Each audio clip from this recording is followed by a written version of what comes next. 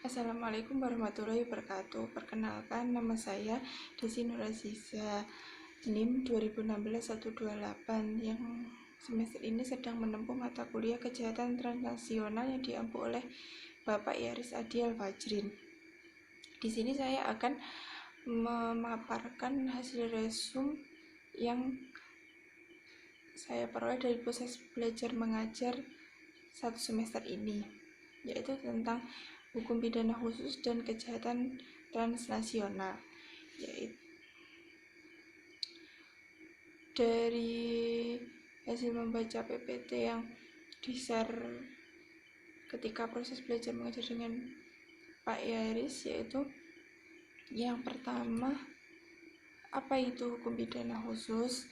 Yaitu tindak pidana di luar KUHP yang dibuat oleh pengusaha atau pemerintah. Tindak pidana yang diatur sendiri dalam undang-undang khusus yang memberikan peraturan khusus tentang cara penyelidikan, penyidikan, penuntutan, pemeriksaan, maupun saksinya yang menyimpang dari ketentuan yang ada di KUHP. Setelah itu, apa latar belakang hukum pidana khusus? Latar belakang hukum pidana khusus yaitu terdiri dari beberapa poin. Yang pertama, KUHP yang saat ini berlaku sudah pasti tidak dapat mengikuti perkembangan zaman. Poin kedua, muncul perbuatan-perbuatan yang melawan hukum dan merugikan masyarakat.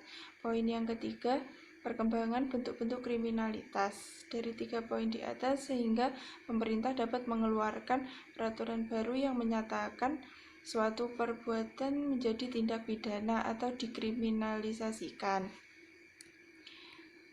Selanjutnya, setelah definisi dan latar belakang, yaitu apa tujuan hukum pidana khusus. Tujuannya yaitu yang pertama, untuk mengisi kekurangan atau kekosongan hukum yang tidak tercakup pengaturannya di dalam KUHP, dengan batasan selama itu masih tetap berada dalam batas-batas yang diperkenakan oleh hukum pidana formil atau KUHP dan material atau KUHP. Yang kedua, untuk melengkapi hukum pidana yang sudah terkodifikasi KUHP dan KUHP. Selanjutnya, apa itu kejahatan transnasional? Kejahatan transnasional adalah kejahatan terorganisasi yang terjadi lintas perbatasan negara dan melibatkan kelompok atau jaringan yang bekerja di lebih dari satu negara untuk merencanakan dan melaksanakan bisnis ilegal. Kejahatan transnasional atau kejahatan lintas negara telah menjadi salah satu ancaman yang serius terhadap keamanan dan kemakmuran global, serta telah menjadi salah satu bisnis yang paling menguntungkan. Dalam identifikasi bentuk-bentuk kejahatan yang dijabarkan oleh PBB, dapat disimpulkan bahwa penjualan narkoba dan obat-obatan terlarang secara ilegal dapat dikatakan sebagai kejahatan transnasional. Berbagai penyimpangan yang dapat dilakukan, seperti pengeksploitasian, yaitu berupa sumber daya alam maupun sumber daya manusia yang lalu berlebihan, berdampak pada manusia yang ada di dunia. Munculnya masalah-masalah seperti kemiskinan dan konflik menjadi salah satu penyebab terjadinya kejahatan yang bersifat transnasional. Selain itu, beberapa faktor yang menunjang kompleksitas perkembangan kejahatan transnasional antara lain, yaitu yang pertama, globalisasi, yang kedua, migrasi atau pergerakan manusia, yang ketiga, perkembangan teknologi informasi, komunikasi, dan transportasi yang pesat.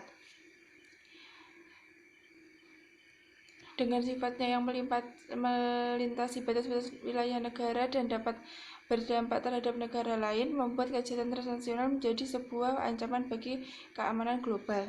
Sebelumnya, istilah kejahatan transnasional merupakan pengembangan karakteristik dari bentuk kejahatan kontemporer yang disebut sebagai organized crime atau kejahatan terorganisir pada masa 1970-an. Istilah kejahatan lintas negara digunakan untuk menjelaskan kompleksitas di antara kejahatan terorganisasi melewati batas negara dan karakteristik yang berbahaya di tingkat internasional.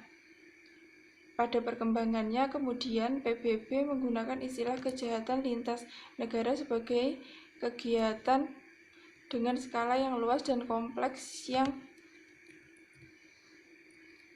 dilakukan oleh kumpulan organisasi yang rumit yang mengeksploitasi pasar ilegal yang ada di lingkungan masyarakat internasional. Kejahatan transnasional merupakan fenomena sosial yang melibatkan orang, tempat, dan kelompok yang dipengaruhi oleh berbagai sosial, budaya, faktor ekonomi. Akibatnya, berbagai negara cenderung memiliki definisi kejahatan transnasional yang sangat berbeda, tergantung pada filosofi tertentu. Hal ini merupakan bukti adanya keprihatinan berbagai negara di dunia terhadap peningkatan kualitas dan kuantitas kejahatan ke arah organisasi kejahatan transnasional, melewati batas negara dan menunjukkan kerjasama yang bersifat regional maupun internasional. UNTOC telah diratifikasi oleh pemerintah Indonesia dengan Undang-Undang Nomor 5 Tahun 2009 tentang pengesahan UN Convention Against Transnational Organized Crime atau UNTOC. Tujuan UNTOC sendiri adalah memajukan kerjasama dalam pencegahan dan pemberantasan tindak pidana transnasional terorganisasi secara lebih efektif. Selain itu, tujuannya karena bersifat lintas negara dan terorganisir, sehingga diperlukan adanya kerjasama dalam upaya pencegahan dan penanggulangannya. Selanjutnya, kategori atau karakteristik transnasional organized crime tersebut dilakukan, yaitu terdapat 4 poin. Yang pertama, di lebih satu wilayah negara. Yang kedua, di suatu negara, tetapi persiapan, perencanaan, pengarahan, dan pengendalian atas kejahatan tersebut dilakukan di wilayah negara lain. Yang ketiga, di suatu wilayah negara, tetapi melibatkan suatu kelompok pelaku tindak pidana yang terorganisasi yang melakukan tindak pidana di lebih dari satu wilayah negara. Yang terakhir, di suatu wilayah negara, tetapi akibat yang ditimbulkan oleh tindak pidana tersebut dirasakan di negara lain.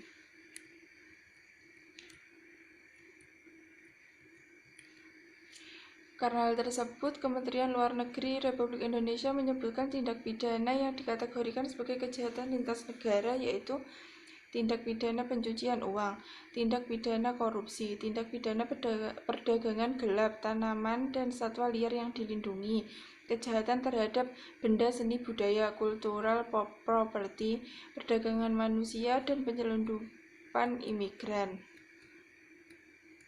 Dilihat keduanya antara kejahatan transnasional dan hukum pidana khusus mempunyai hubungan satu sama lain. Seperti halnya kejahatan transnasional itu sendiri selalu disertai dengan tindak pidana khusus. Sebagai contoh adalah tindak pidana korupsi dan tindak pidana pencucian uang. Selanjutnya, saya akan menjelaskan tentang korupsi. Beberapa pendapat terkait korupsi menurut para ahli, yaitu yang pertama, menurut Sudarto, korupsi adalah perbuatan yang rusak, busuk, tidak jujur, dikaitkan dengan keuangan. Yang kedua, menurut Black, perbuatan yang dilakukan dengan maksud untuk memberikan suatu keuntungan yang tidak resmi, salah menggunakan jabatannya untuk mendapatkan keuntungan untuk dirinya sendiri atau orang lain. Yang ketiga, menurut Syed Hussein, korupsi adalah penyalahgunaan amanah untuk kepentingan pribadi. Di sini makna korupsi menurut Syed Hussein Alatas, yaitu poin pertama, penyuapan atau bribery, seperti seorang PNS yang menerima pemberian dari swasta dengan maksud mempengaruhinya agar memberikan perhatian istimewa terhadap kepentingan si pemberi. Yang kedua, pemerasan. Pemerasan itu seperti permintaan untuk diberi sesuatu dalam pelaksanaan tugas-tugas publik. Yang ketiga, menggunakan dana publik untuk kepentingan pribadi. Dan yang keempat, nepotisme. yaitu seperti pengangkatan sanak saudara, teman, rekan politik pada suatu jabatan atau posisi tanpa mempertimbangkan konsekuensi positifnya bagi publik. Selanjutnya, faktor-faktor ketiadaan dan atau kelemahan kepemimpinan dalam posisi kunci, yaitu yang pertama kelemahan atau kurangnya pendidikan, terutama bidang agama dan etika. Yang kedua kolonialisme, yang ketiga kemiskinan, yang keempat tidak adanya sanksi hukum yang keras dan tegas, yang keempat tidak adanya lingkungan yang subur untuk perilaku anti korupsi, yang keenam perubahan radikal dalam suatu sistem nilai dan kemasyarakatan atau disebut masa transisi, dan yang terakhir struktur pemerintahan. Sini juga dijelaskan di PPT penyebab korupsi di Indonesia menurut Andi Hamzah, yaitu yang pertama kurangnya gaji PNS dibandingkan dengan kebutuhan sehari-hari yang semakin meningkat. Yang kedua kebudayaan atau kultur Indonesia, budaya korupsi yang sudah lama ditolerir oleh masyarakat, seperti kayak kita memberi sesuatu ke orang, kita harus menerima sesuatu juga dari orang tersebut. Itu sudah menjadi budaya Indonesia, kayak susah hilang gitu. Contohnya seperti itu. Yang selanjutnya manajemen yang kurang baik dan kontrol yang kurang efektif dan efisien. Dan yang terakhir adanya modernisasi. Selanjutnya Konvensi PBB tahun 2003, menjelaskan korupsi meliputi perbuatan penyuapan, janji, tawaran, atau pemberian kepada pejabat publik atau swasta, permintaan atau penerimaan oleh pejabat publik atau swasta atau internasional secara langsung atau tidak, manfaat yang tidak semestinya untuk pejabat itu sendiri atau badan lain yang ditujukan agar pejabat itu bertindak atau berhenti bertindak dalam pelaksanaan tugas-tugas resmi mereka. Selanjutnya penggelapan, penyalahgunaan atau penyimpangan oleh pejabat publik atau swasta atau internasional. Yang terakhir memperkaya diri sendiri dengan tidak sah.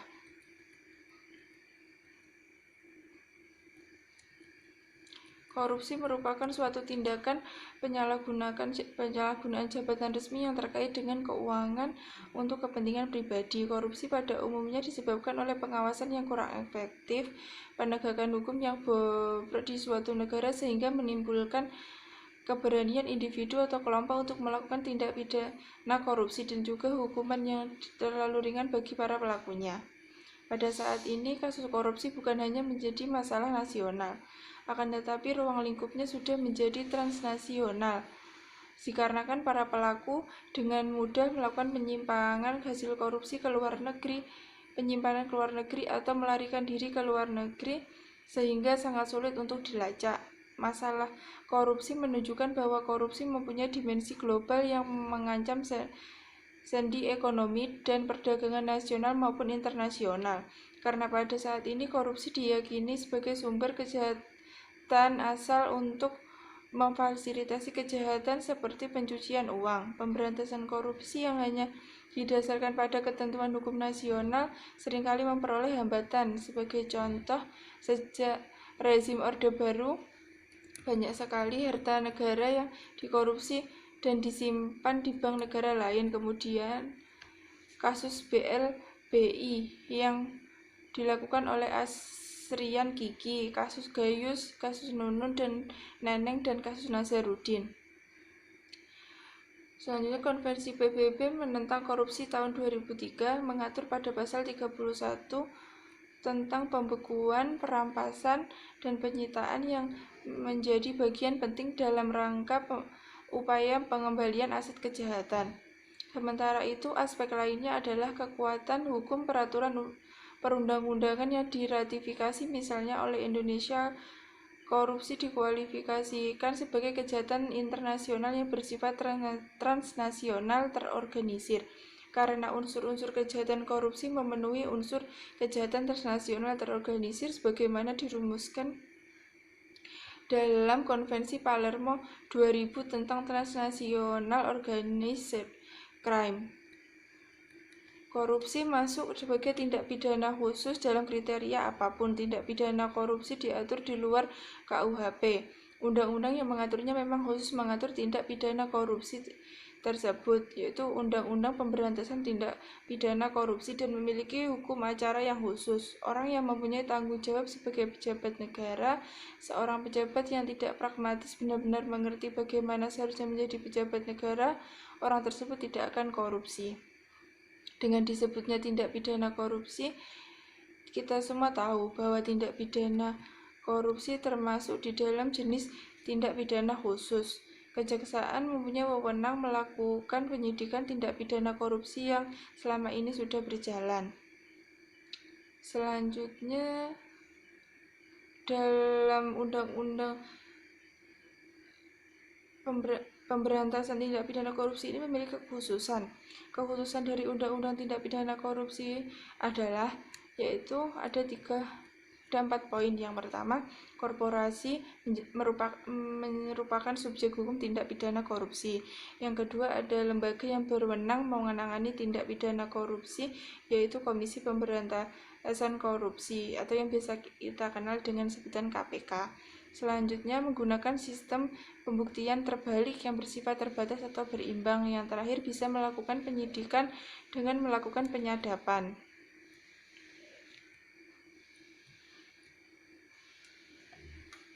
Selanjutnya, saya akan membahas tentang tindak pidana pencucian uang. Tindak pidana pencucian uang sebagai salah satu bentuk kejahatan transnasional yang sistematis menuntut bekerjanya hukum nasional dalam konteks kerjasama internasional sebagaimana yang telah dihimbau oleh Konvensi PBB Korupsi tahun 2003, yaitu berupa kewajiban negara-negara peserta untuk mengambil tindakan-tindakan pencegahan melalui hukum nasionalnya, serta mewajibkan setiap negara untuk mengadopsi sesuai dengan prinsip-prinsip hukum nasionalnya tindakan legislatif dan tindakan-tindakan lain yang diperlukan untuk menangani kegiatan-kegiatan yang digolongkan ke dalam bentuk tindak pidana pencucian uang. Selanjutnya, tindak pidana pencucian uang sebagai bentuk kejahatan yang tidak hanya mengancam stabilitas perekonomian dan integritas sistem keuangan, tetapi juga dapat membahayakan sendi-sendi kehidupan masyarakat itu sendiri dan juga bangsa dan negara dewasa ini. Perkembangannya cukup memprihatinkan. Sebagai istilah hukum yang dipersoalkan dalam money laundering adalah legalitas dari sumber uang, pendapatan atau kekayaan yang berasal dari aktivitas atau kegiatan ilegal. Dengan demikian, money laundering dapat dinyatakan sebagai suatu cara atau proses untuk mengubah uang yang sebenarnya dihasilkan dari kegiatan haram atau ilegal menjadi seolah-olah berasal dari hasil yang halal. Kemudian, menurut Convention Against Transnational Organized Crime, kejahatan pencucian uang atau money laundering merupakan salah satu bentuk transnational organized crime. Di samping korupsi, penyelundupan orang asing atau migran, dan perdagangan wanita dan anak-anak.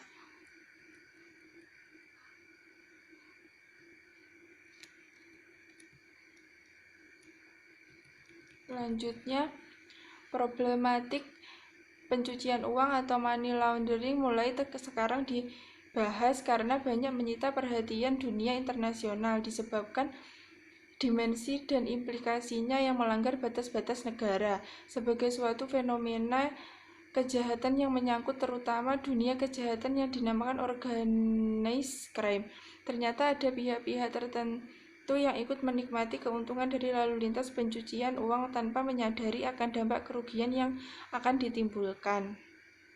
Selanjutnya, ada 2 faktor penyebab terjadinya tindak pidana pencucian uang tersebut, yaitu Yang pertama, dampak kemajuan teknologi dalam sistem transfer keuangan. Dan yang kedua, dampak perkembangan globalisasi ekonomi. Selanjutnya, adanya tindak pidana asal bagaimana yang telah ditetapkan secara limitatif di dalam pasal 2 Undang-Undang Nomor 8 Tahun 2010 terhadap dugaan tindak pidana pencucian uang. Tidak perlu dibuktikan terlebih dahulu, cukup jika ada pengetahuan atau dugaan bahwa uang tersebut berasal dari tindak pidana korupsi, misalnya dengan catatan jika terdapat 2 alat bukti sebagai bukti permulaan. Dan yang terakhir, pembuktian untuk tindak pidana pencucian uang itu masih mengalami kesulitan atau kerumitan, mengingat bahwa modus operandinya selain memerlukan sarana atau prasarana yang lengkap dan canggih, juga tindak pidana pencucian uang secara kriminologis dikualifikasi sebagai kejahatan kerah putih atau biasa disebut white collar crime yang sulit dibuktikan. Selain tindak pidana korupsi, tindak pidana pencucian uang juga termasuk bagian dari pidana khusus atau kejahatan transnasional, tergantung aspek kronologinya. Mungkin cukup materi yang saya sampaikan. Untuk kurang lebihnya harap dimaklumi. Terima kasih atas perhatiannya. Saya akhiri. Wassalamualaikum warahmatullahi wabarakatuh.